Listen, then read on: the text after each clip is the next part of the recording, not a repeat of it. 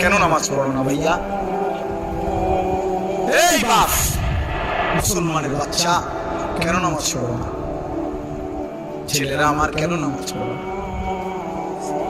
কেন নামাজ পড়ো? মালিক আর কেমনে বললে নামাজ পড়তে?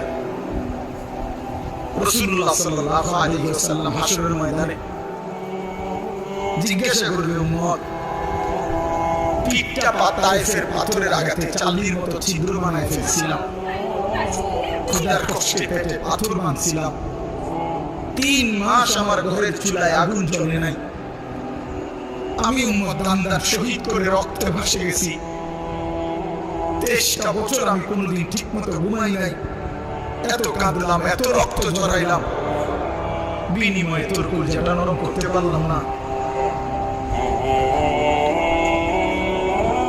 তোর দিলটা নরম করতে